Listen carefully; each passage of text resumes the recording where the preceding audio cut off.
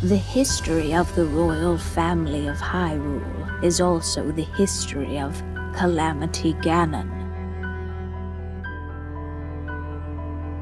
He appeared from deep below Hyrule Castle.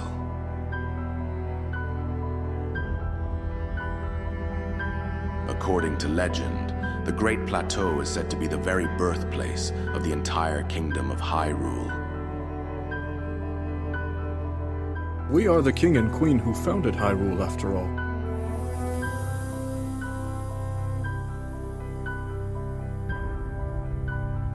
We all hoped Tears of the Kingdom would explain some more about the Zonai. But instead, we got more confused. Like, why did they perish? And why has Rauru never heard about Zelda? Or the Master Sword? To most of us, it doesn't really make sense. It seems like the story wants to tell us something, but with the wrong mindset, it's impossible to see. And as the architecture found in Skyward Sword matches the following games, it was believed that Hylians and Sheikah established Hyrule. But Tears of the Kingdom gave us a new story about the establishment, with races and structures never seen before. Also, in a recent interview with Aonuma and Fujibayashi, they said, it's not a retelling, which caused a huge debate in the Zelda community. So, what is going on here? It just doesn't make sense. Well, unless you know how to connect the pieces. However, before we start, hi, I'm Banune, and I'm on a never-ending mission to know everything about Zelda. Sometimes, the lore gets very complicated, and it's easy to get lost. So, I would recommend to take my hand and let me be your guide on the journey called The Legend of Zelda. Also, if you love the Zelda series like I do, make sure to hit the like button and subscribe so you don't miss any of my future videos. It's free, and it helps a ton. Now, back to the mystery. When Zelda was transported back in time by the Secret Stone, she was greeted by Rauru and Sonia, the founders of the Kingdom of Hyrule. When Zelda introduced herself, neither of them seemed to recognize her name. They were also surprised that she claimed to be from Hyrule, as they were the ones who just founded it. On the other hand, Zelda seemed to recognize their names. To me, all this seemed a bit off, as the name Zelda should be well known throughout the history of Hyrule. In another cutscene, she tells Rauru about Link, the chosen hero that wields the mighty Master Sword. But Rauru again has never heard of his name. Or more importantly, the legendary sword. At this point I was so confused, and got even more confused when Rauru met Ganondorf and did not recognize his name or his connection to Calamity Ganon. But Zelda did. She instantly knew there must be a connection between the mummy she had found in the depths, the Calamity called Ganon, and the Ganondorf she just met. But even after she told Rauru about everything, he still seemed so clueless. But why though? Well, I can explain all of that. On my mission to find a solution to this mess, I bumped into many obstacles that made any initial thought fade into thin air. So I sat together with Mox to discuss how all of this was possible. She made this amazing sheet which, let's be honest, looks like it took days to finish. Anyways, we tried so hard to fit Tears of the Kingdom into the timeline, but it seemed impossible. Then I thought about all the Skyward Sword references, until it clicked. You see, the past of Skyward Sword is said to be a time where Hylia just sealed demise, and not long after Skylar was raised. And the present is a time where Hylia reincarnated and her hero transformed the Goddess Sword into the Master Sword. Fire also tells us those two eras were separated by uncounted generations. To me, this sounds like a long time has passed between them. Yet, the whole plot of Skyward Sword still plays out at the start of the timeline. So I tried to fit Tears of the Kingdom's past between Skyward Sword, and it fits. And I mean it. Let me explain this to you in a bit more detail. Remember how we all were confused why Rauru doesn't know anything about the history of Hyrule, even though the royal family should know about everything? I mean, the basic history of Hyrule is known even by, let's say, normal people. Like for example, Shad in Twilight Princess, who is not royal, tells us that there was a race closer to the gods than Hylians, and it was believed that they founded Hyrule. So, people knew. And as we established, Zelda knows about Rauru and the Zonai. So why doesn't he know about anything? I think it's about time to jump into my version of the timeline, as it will make explaining things easier. Without going too much into detail though, as I assume we all have played these games.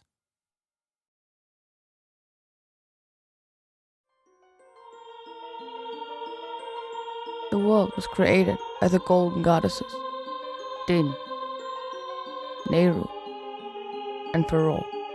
After their creation was completed, they left the world. There, where they left, the Triforce was left behind. Obtaining it can make any desire come true.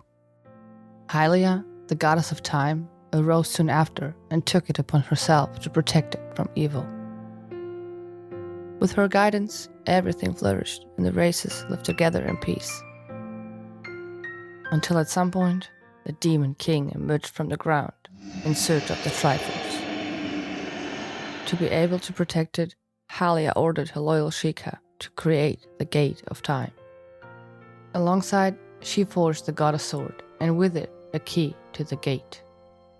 But as she needed her sword herself, she gave the Sheikah power to control time, so they could use the gate without the sword. With it, the Sheikah checked all the options for her, Dr. Strange style. And as soon as she knew what she had to do, she took the piece of land with the Triforce on it, and together with the humans, she raised it skyward. Here we can assume that some humans were left behind, as it had to happen fast, and the world is big. With the humans now safe, she went on to fight and seal the Demon King in a great battle to restore the peace. But she also knew it wouldn't be for long. To be able to strengthen the seal once needed, she gave up her immortal form to reincarnate as a mortal.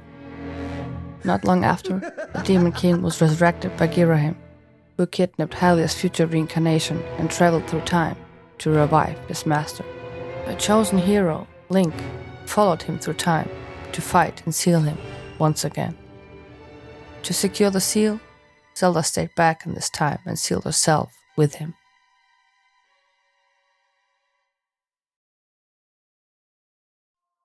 Time has passed, and without the Demon King, the world started to flourish again.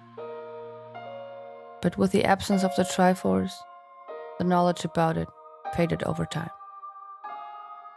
After a while, the Zonai descended from the heavens with the secret stones, and were probably called by Hylia herself, as a replacement for the missing Triforce. Now, at this point the Zonai perished, but we never got told why. So we simply have to accept that there are only 2 Zonai left. Rauru, one of the last Zonai, married a Hyrulean woman named Sonia. She was probably a descendant of the humans and Sheikah who stayed back when Skyward was raised. She even had the time manipulation power of the old Sheikah, and she was the only one who had an official Triforce tattoo. Together, they established the first kingdom of Hyrule. Shortly after, Zelda was transferred to this era by the Secret Stone, and there she met Rauru and Sonia. Some time has passed, and Ganondorf made his way into Rauru's kingdom to falsely swear his loyalty. But Zelda recognized him immediately.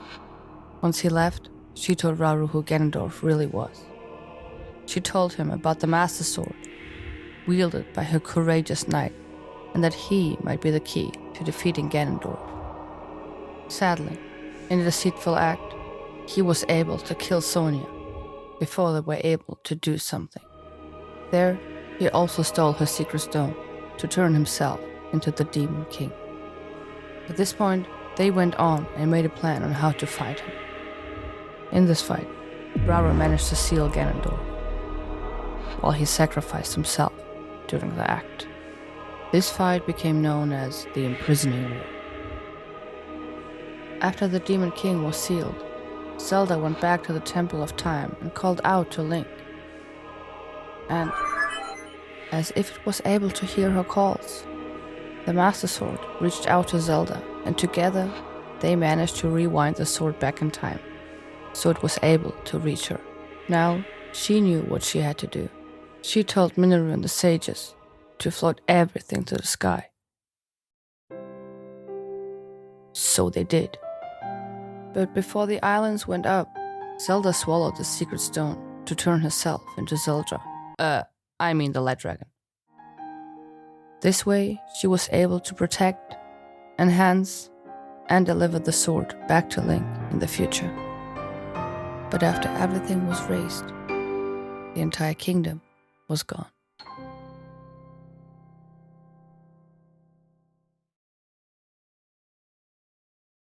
A long time has passed and Hyrule managed to reincarnate as Zelda, and so did her hero as Link. Together, they lived in Skyloft and were childhood friends. Here, he attended the Knights Academy, and after he passed his final exam as a knight, both went on a celebratory flight around Skyloft. Suddenly, Zelda was whisked away by a dark tornado from below. Link tried to, but couldn't save her. So he asked her father for help, who told him to rest and they will find an answer in the morning. But he couldn't stop thinking about Zelda, so he was unable to fall asleep. Sitting in his room, he heard a voice calling him. When he went to investigate, it was Fi, who showed herself and led him to the goddess statue. Once inside, she told Link that she is the spirit that resides within the goddess sword, and told him about their destiny. He accepted her as a sword, and she accepted him as her master. With Fi as his guide, Link went on a journey to find Zelda, but every time he got close to her, she was ripped out of his hands. He went on and found the sacred flames, and imbued with their power, the goddess sword turned into the legendary Master Sword. Later we learn that while Link went on his journey to find Zelda, she went on her own. Because when she fell from Skyloft, she was saved by Impa. And Impa, being the badass Sheikah that she is, protected Zelda all this time. When they finally met, Link had to fight the partially sealed demise in the past, now known as the Imprisoned, to seal him once again. When he came back to his time, Link found out that Zelda, who stayed back in the past to secure the seal, was now able to free herself. They thought the evil was now gone. Until Girai managed to kidnap Zelda and take her back to the past, where he was able to resurrect the Demon King demise.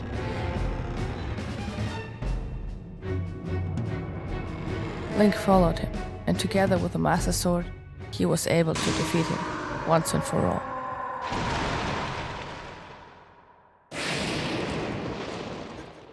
After he was defeated and their journey was over, they decided to stay on the ground to establish the kingdom of Hyrule we know today.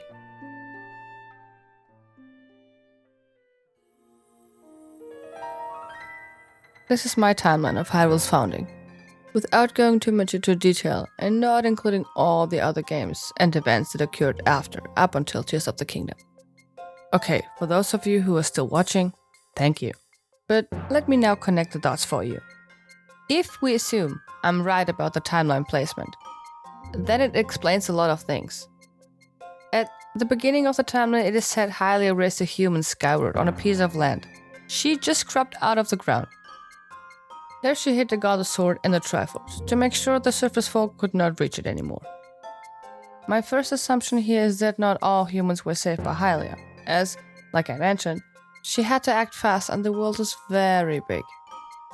There was no time to wait for the other humans to arrive at Hylia's temple to be raised.